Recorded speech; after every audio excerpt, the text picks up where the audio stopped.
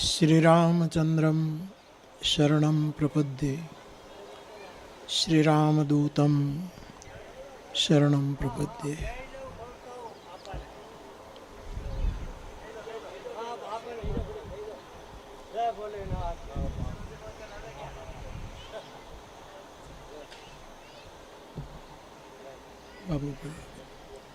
सौ प्रथम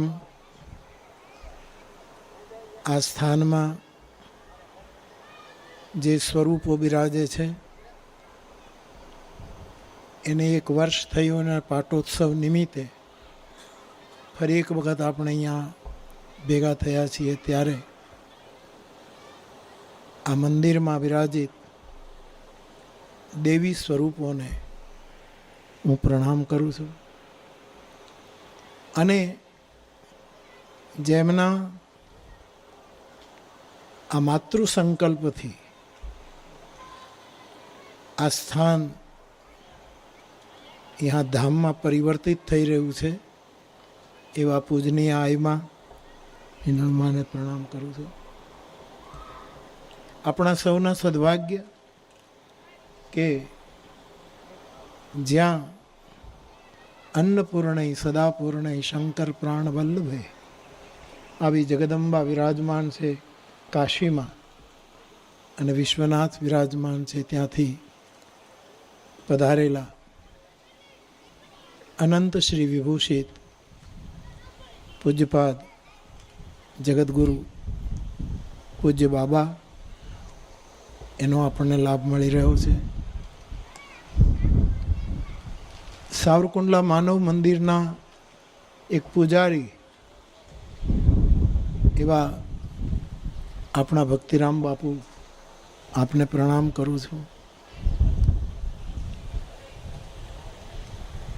मरड़ा टीमे आ सोनल में अने स्थानना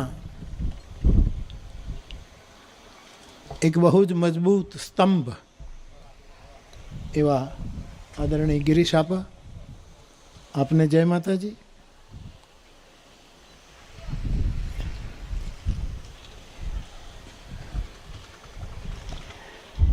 मारा परम स्नेही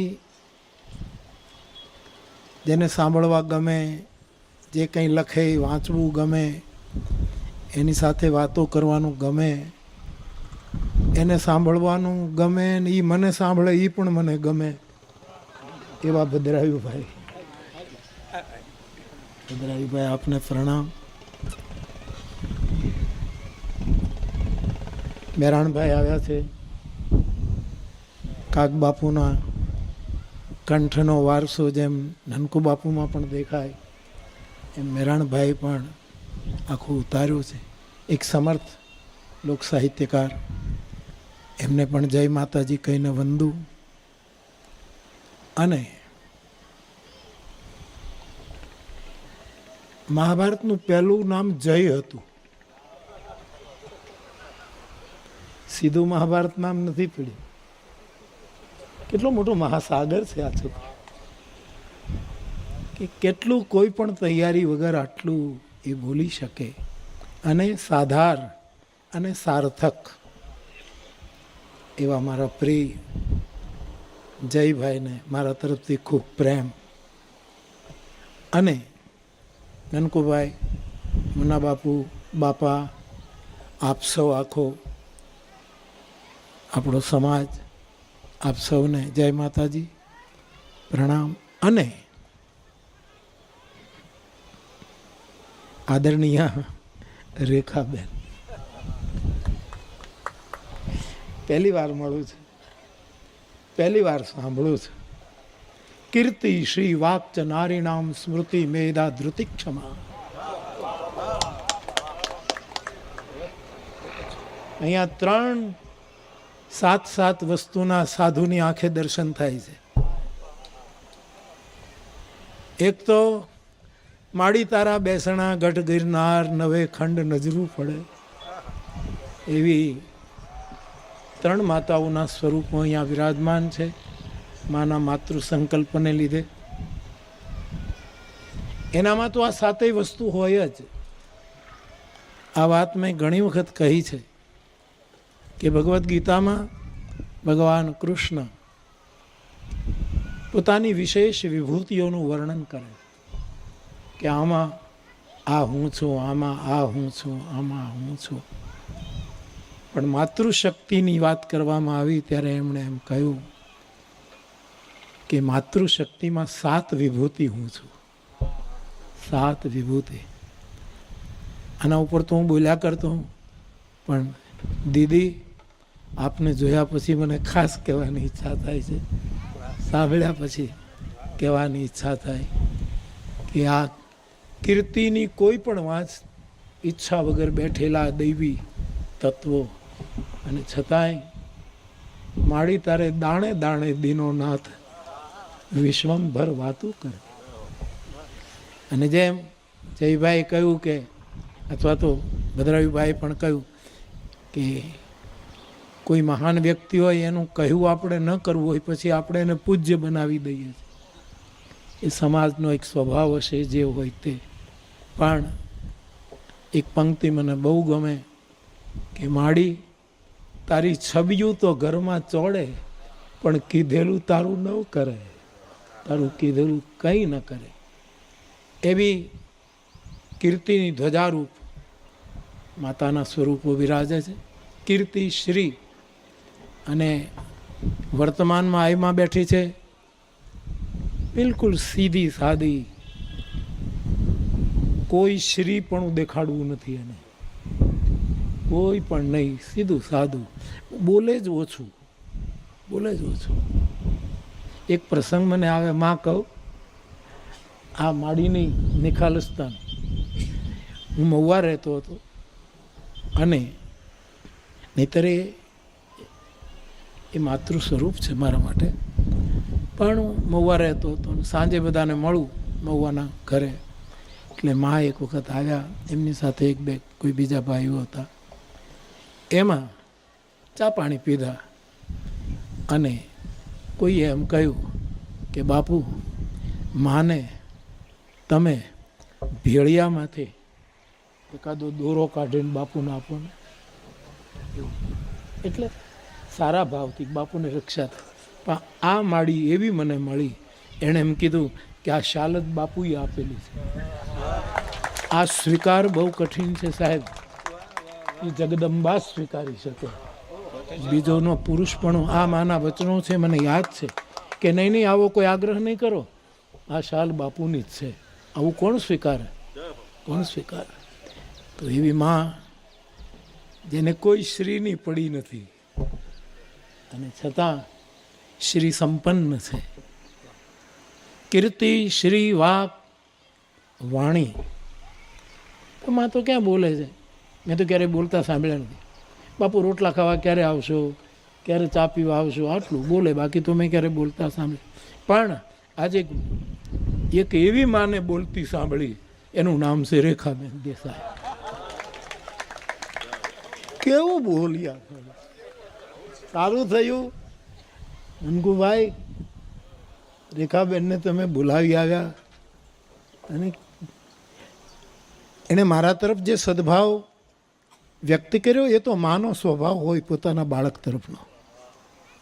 પણ હું બહુ રાજી થયો. બેનું એટલું જ કહું કે હું તો બોલું છું 68 વર્ષથી. 2 વર્ષ પછી 7 દાયકા થશે બોલતા બોલતા. પણ બોલવાનું તો જે હોય તે ચાલે છે. થોડા શબ્દોમાં મારું બહુ કામ ચાલે છે. પણ હું એક સારો શ્રોતા છું, હું બરાબર સાંભળી શકું. ને મેં આજે તમને સાંભળ્યા નથી માં, તમારું મુખમાંથી નીકળેલું અમૃત પીધું છે, એટલે બહુ રાજી થાય. કીર્તિ શ્રી વાક.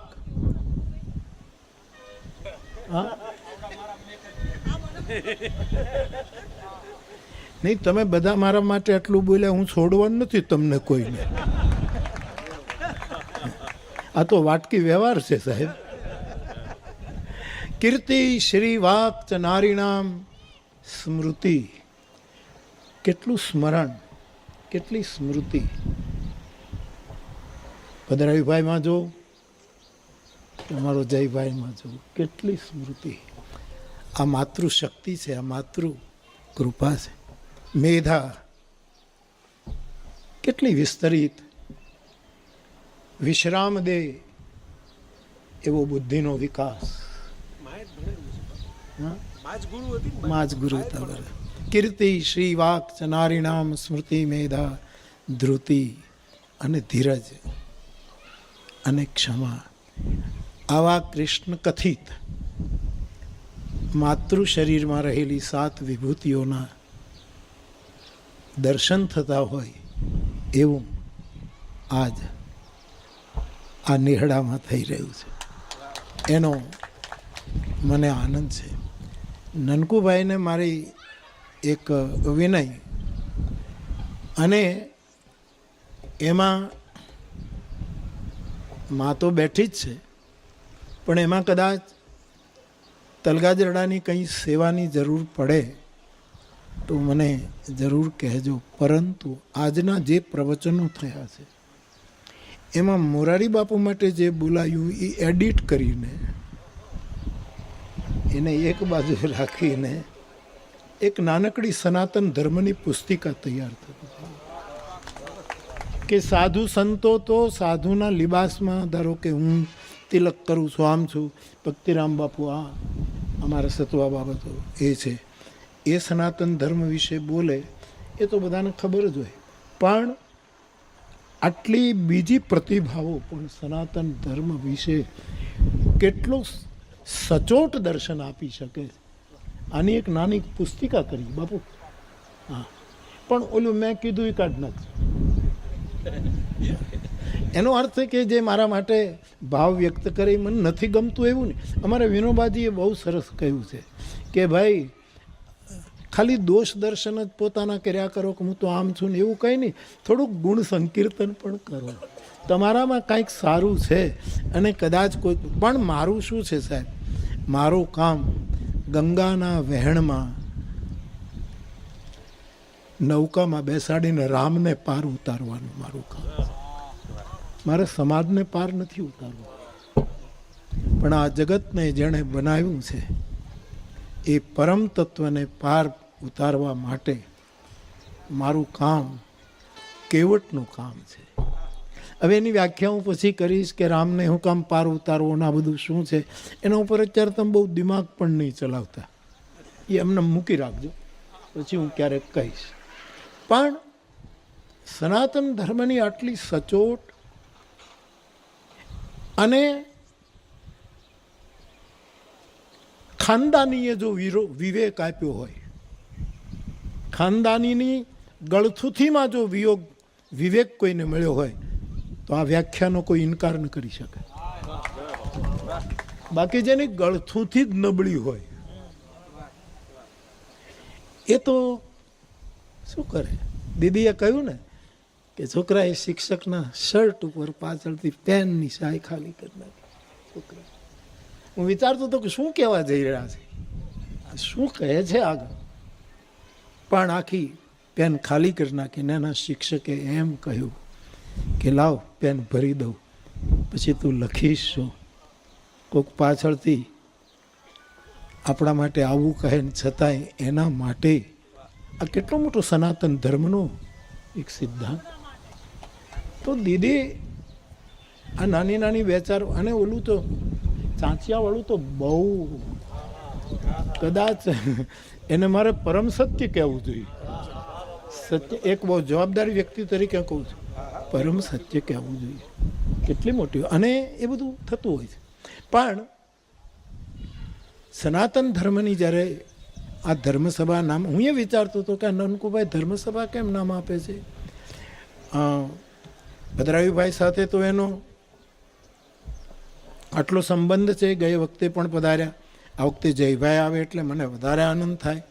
પણ અહીંયા તો આપણે બેઠા હોઈએ એનામાં કંઈ બધા બહુ સંતો મહંતો મઠાધીશો એવું જ કંઈ નથી, પણ હા એ બધાની ગેરહાજરી આપણને ન લાગે એવી જગતગુરુ શખ્સિયત બેઠી છે, એટલે આ ધર્મસભા સિદ્ધ થઈ. પરંતુ ખરેખર આ સભાને ધર્મસભાનું જે નામ આપ્યું, સંજ્ઞા આપી, એ આજે સાર્થક થઈ. જયભાઈને હું બહુ સાંભળું, ભદ્રાભાઈને પણ સાંભળું, બધાને સાંભળું, પણ આટલી હોશપૂર્વક અને જોશપૂર્વક સનાતન ધર્મની જે વાતો કરી છે આ લોકો સુધી પહોંચવું જોઈએ. તો હું આપને એ કહેવા જાઉં કે મારું કામ કેવટનું છે. કેવટની પાસે નૌકા જે છે ને એની પોતાની નહોતી. જે રામાયણના એક ગાયક તરીકે હું વિનમ્રતાથી કહું, એ નૌકા એની નહોતી, એના બાપદાદાની નૌકા હતી. એ કેવટે એનો ઇસ્તેમાલ કર્યો છે, બરાબર. ગંગા એની નથી. નખનિર્ગતા મુનિવંદિતા ત્રૈલોક પાવન સુરસરી એમ કરીને ગોસ્વામીજી કહે, જેના નખમાંથી એ ધારા વહી છે, ત્રિલોકને પવિત્ર કરનારી ત્રિપથગામીની એ ગંગા કેવટની નથી.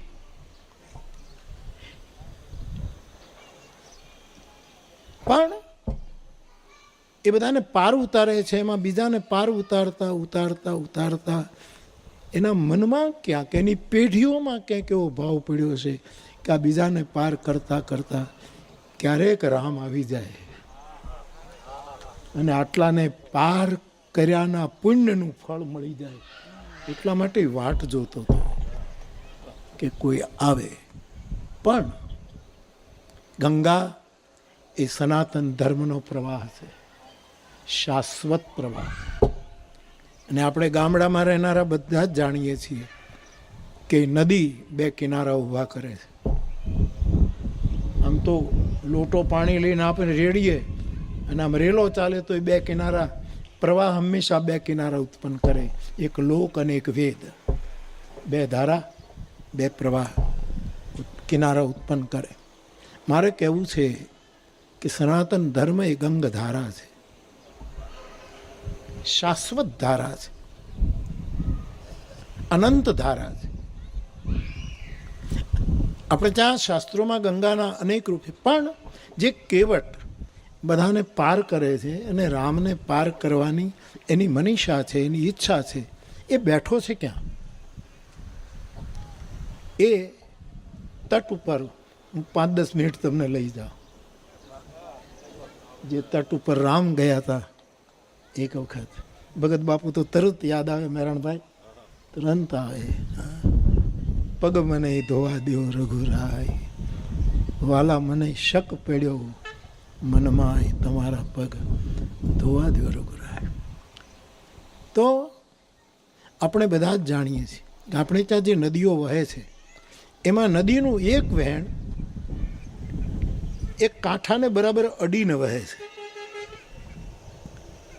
અને બીજું વહેણ એક પટ ખાલી હોય છે, એ બીજા કાંઠાને અડતું નથી. ક્યારેક મધ્યમાં વહે તો બે ભાગ થતા હોય, ક્યારેક ગંગા જેવી ફૂલ માત્રામાં વહે તો બંને કુલને ડૂબાડે, બંને કિનારાઓને એ સ્પર્શ કરે. પણ મોટે ભાગે આજે ગંગાજીમાં પણ જોઈએ તો, કે પ્રયાગમાં પણ જોઈએ તો, કે એક બહુ મોટો પટ ખાલી હોય, એક જગ્યાએ કિનારાને સ્પર્શ કરીને નદી વહેતી હોય. હવે જે ખાલી પટ હોય છે એમાં લોકો વાડા કરે છે. આ વાડા છે ને ઈ છે. પણ જે નદીના તટને બિલકુલ ઘસીને વહે છે ત્યાં વાડા કરવાનો એક પણ ચાન્સ નથી. એ તો વાડા તોડવાનું કામ કરે. બધા જ વાડા હોય છે. એમાં તડબૂચ, ચીભડા, આપણે ગામડામાં શેત્રુજીમાં આપણે જોઈએ છીએ, નદીમાં કોઈ પણ ભાદરમાં બધી જગ્યાએ જોતા મોટા પટમાં પ્રવાહ તો સનાતનનો જ હોય, પાણી તો એનું જ લેવું હોય, પણ વાડો આપણો ઊભો. અને એ વાડામાં ચીભડા, તરબૂચ લઈ અને વેચવાના હોય છે સાહેબ. પછી પાક્યા ન હોય તો એમાં કેમિકલ નાખીને પકાવવાનો હોય, એને ઇન્જેક્શન મારીને અંદર સ્વાદ આપવાનો હોય, એને ગમે તેમ કરીને ગરમી આપી અને એનો વેપાર. એટલે હું વિનમ્રતાથી કહું છું, આમાં આશીર્વાદ આપજો. આ બધા મારા વડીલો છો, આપ બધા મને શુભકામના આપજો કે હું નિષ્કામ તટ ઉપર બેઠો છું. સકામ તટ ઉપર મારી વ્યાસપીઠ નથી કે હું કોઈ વાડો ઊભો કરું. બાબાને ખબર છે કે કાશીની ગંગામાં 84 ઘાટ છે. 84 ઘાટ છે, બરાબર? 84 ઘાટ. પણ નાવું તો ગંગામાં જ પડે છે. એ ઘાટ ઉપર માથા પછાડી નવાતું નથી, લોહી નીકળી જાય.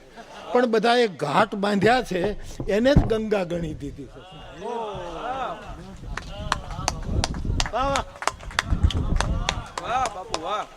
નાવું તો ત્યાં જ જવું પડશે, સનાતનમાં સ્નાન કરવું પડશે. શાશ્વત ધર્મ છે. આ દીદીએ બહુ સરસ કહ્યું કે નીતિન પટેલને મેં કહ્યું કે તમારું લોહી લાલ છે, પણ અમારા લોહીમાં ભગવો રંગ કેસરી રંગ પહેલેથી છે. તો આ મારો ઘાટ સ્વતંત્ર છે, સૌ પોતપોતાનો ઘાટ. એમાં આપણે ના ન પાડી શકીએ. 84 ઓલરેડી છે અને બધે ઘાટે અમે તો નૌકા લઈને ફેર્યા છીએ બાપુ, બધે ફેર્યા. પણ લોકો ઘાટને જ ગંગા માની બેઠા. એ ગંગા નથી. ત્યાં માથા પછાડશો તો લોહી નીકળશે. ત્યારે એ નિષ્કામ ઘાટ ઉપર બેસીને જ્યારે સનાતન ધર્મની સેવા થશે. આ તો બધા સકામ ઘાટ છે, સકામ વસ્તુ ઉપર. અને મારો રામ ઓલા ઘાટ ઉપર ન આવ્યો, સકામ ઘાટ ઉપર ન આવ્યો. ઈશ્વર તો કંઈ પણ કરી શકે, કરતુમ અકર્તુમ અન્યથા કરતુમ સમર્થ. આ જો શાસ્ત્રી વ્યાખ્યા હોય. પણ રામ પણ એની પાસે ગયા કે જે નિષ્કામ ઘાટ ઉપર બેઠો છે. એટલે જે વાડા કરીને બેઠા હોય એની પાસે રામ જાય કે નહીં મને ખબર નહીં. જાય તો સારું. હું તો રામ મારું કયું માં નથી ભલામણ કરું, જાઓ ને, મને શું વાંધો છે. મારો રામ હું તો ચોક્કસ કહું કે પહેલા ત્યાં જાઓ. પણ રામ ન જાય. રામ પેલો નિષ્કામ ભક્તિના ઘાટ ઉપર જાય છે અને ત્યાં કઈ આપવા નથી જતો, માંગવા જાય છે. માગી નાવ ન કેવટ આના, માંગણી કરી નૌકાની, મને આપો. જેની પાસે બ્રહ્માદિ દેવતાઓ માંગે, યોગેશ્વરો માંગે, એક કેવટ, એક નિસ્સાધન, કેવલ સકામ નિષ્કામતાહી એનું મોટું ગૌરવ છે. એની પાસે પ્રભુ માંગે છે. હું એટલા માટે આ વાત, એક તો સનાતન ધર્મની ચાલે છે એટલે થોડીક વાત, અને બીજું કારણ, ભાદરોડના મુખીને ઘરે ભગત બાપુ પણ રાત અને હું પણ રાત વર્ષો પહેલા. એ કોરડામાં ભગત બાપુ, એ કોરડામાં હું. પછી રાતની સભા હતી. આવો નાનકડો એવો આપણો સમાજ બેઠો હતો. અને પછી ભગત બાપુ તો શું કહેવાનું, એ તો એના માટે તો શું કહેવાય, અવતારી પુરુષ થાય. પણ એ પોતે બોલ્યા. એમણે કેવટ પ્રસંગનું પદ આખું ગાયું ને પછી મને કહ્યું કે હવે તમે કંઈક બોલો. એટલે હું બોલ્યો. એ બધું મને યાદ આવે છે કે ભગવાન રામ જેની પાસે ઇન્દ્રાદિ દેવતાઓ માંગે, એક સમાજના અંતિમ માણસ પાસે માંગે છે. તિરસ્કૃત, વંચિત, ઉપેક્ષિત એવા માણસની પાસે રામ એ મને તમે શીખવે છે કે જેને હું તમે નાના અને તિરસ્કૃત અને અસ્પૃશ્ય ગણીએ છીએ, એની પાસે પણ કંઈક છે જેની પાસે રામને પણ માંગવાની ઈચ્છા થાય છે. એની પાસે પણ કંઈક છે અને મોટામાં મોટું એની પાસે છે તે એની નિષ્કામતા છે. એની નિષ્કામતા છે. અને ભગવાન પછી તો આખો પ્રસંગ. પણ સનાતન ધર્મની આટલી વ્યાપક અને સટીક સંવાદી ચર્ચા અહીંયા થઈ એટલે મારે એમાં આટલું જ કહેવું છે કે આપણે નિષ્કામ તટ ઉપર છીએ કે સકામ તટ ઉપર. અને વાડા આયુષ્ય બહુ હોય ને,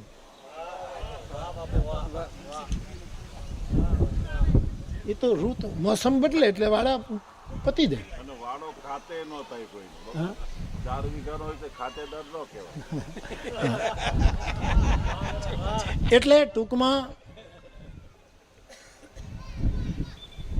એની સાથે શાશ્વતી જોડાયેલી નથી.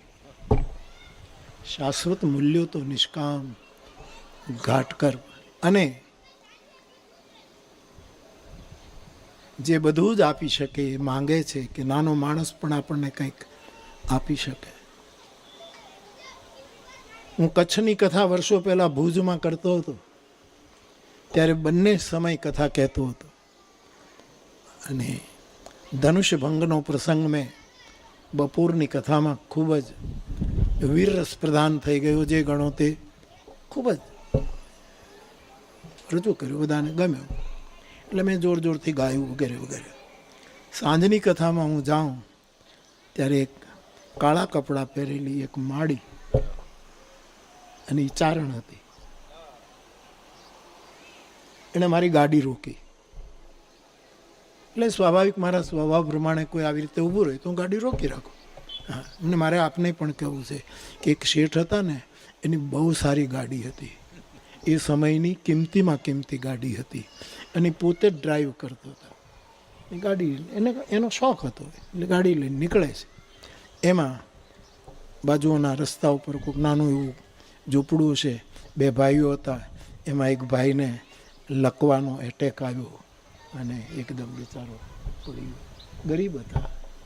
એનો મોટો ભાઈ એને ઉપાડીને રસ્તાને કિનારે લાવે છે. ગાડીઓ રોકવાની કોશિશ કરે કે બાજુમાં કોઈ દવાખાને લઈ જાઓ, અને બધા સ્પીડમાં નીકળી જાય છે. બધા સ્પીડમાં.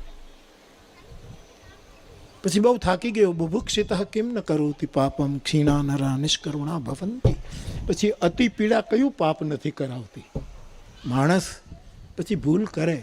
એમાં આ શેઠ નીકળ્યો ગાડી લઈને અને પહેલાં 4 કલાકથી બેઠો હતો અને આ છોકરો મરી જશે જો સમયસર એને સારવાર ન મળી તો.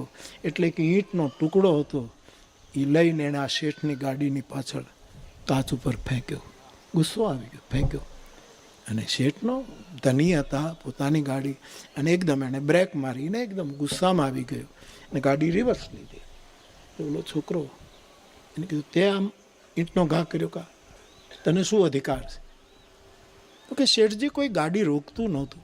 આ જીવનનો મરણનો આ બચશે નહીં મારો ભાઈ, અમે ગરીબ લોકો, એટલા માટે કોઈ ગાડી જ નહોતું રોકતું. એટલે મેં તમને, મને માફ કરજો, ક્યાં તમે ક્યાં અમે. આટલા શબ્દો એ શેઠ ઉપર અસર કરી અને એણે કીધું કે તારા ભાઈને મારી ગાડીમાં પાછળની સીટ ઉપર સુવડાવી દે, હું તને પ્રાથમિક સારવાર એ બાજુના નગરમાં લઈ જાય છે, પ્રાથમિક સારવાર આપે છે, છોકરો સાજો થઈ જાય છે. બધું થયું. પણ ઘરે આવ્યો શેઠ ત્યારે એના છોકરાઓએ કહ્યું કે પિતાજી, આ કારનો પાછળનો કાચ કોણે તોડી નાખ્યો છે? આપણે બદલી નાખીએ. કોણે આ બદતમીજી કરી છે? તો કે નહીં, હવે હું એને બદલીશ નહીં, જિંદગીભર નહીં બદલું. અરે કે નહીં પિતાજી, સારામાં સારી ગાડી નહીં, તમારે જે કરવું.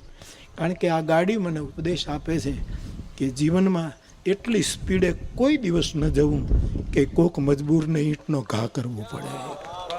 કોઈને આ સ્થિતિમાં પ્રહાર કરવાનો વખત આવે એટલી સ્પીડ આપણી ન હોવી જોઈએ. ટૂંકમાં મારો કહેવાનો અર્થ, ગતિ થાય, પ્રગતિ થાય, સદગતિ થાય એ સારું, પણ હું એમ કહું દેશમાં વિકાસની બહુ વાતો ચાલે છે, એમ થવો જ જોઈએ, થતો રહે છે, થતો હોય છે. પણ મારું એક વિનમ્ર કે વિકાસ પણ વિશ્રામદાયી હોવો જોઈએ. જે વિકાસ સંતાપ આપે, વિશ્રામ ન આપે. મારા તુલસીનો વિકાસ 7 કાંડમાં થયો, પણ કેવો વિકાસ? પાયો પરમ વિશ્રામ, પરમ વિશ્રામ. તો નાનામાં નાનો માણસ પણ કંઈક આપી શકે છે. તો એ ડોશીમાં એ ગાડી ઊભી રાખે. હું બહુ સમયસર હોઉં છું વ્યાસપીઠ ઉપર, બધી જગ્યાએ આપ સૌ જાણો છો.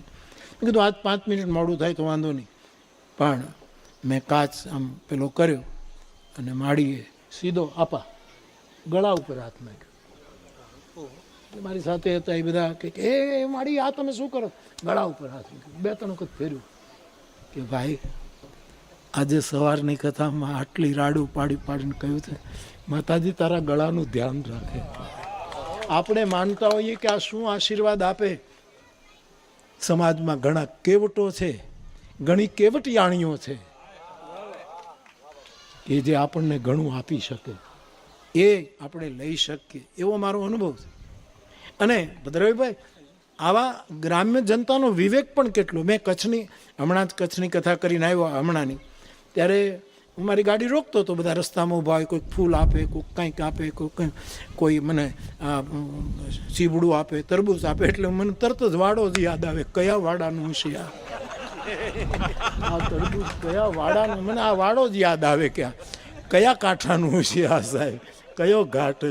ખેર, તો એક માળી દોડ્યા, કંકુની બાટલી, ચોખા અને પિત્તળની ધોયા વગરની થાળી, એમાં ચોખા, પાણીની એક લોટી. મેં મારા સ્વભાવ પ્રમાણે ગાડી ઊભી રાખી, કાચ ખોલ્યો. મને કે મારે તમારા પગ ધોવા છે. મેં કીધું માં, મારે કથામાં પહોંચું ને, આમાંથી મારે પગ કેમ બહાર કાઢવો ને પગ ધોવું? આ મને બધું ગમે પણ નહીં કે મારે પગ ધોવા. અરે માં, મેં કીધું સમજો તો પછી હાથ ધોવા દો. મેં કીધું આ સારું, લે. મેં હાથ આપ્યો અને ધોઈ નાખ્યો. હતો એના કરતાં થોડોક વધારે ચોખ્ખો થયો સાહેબ.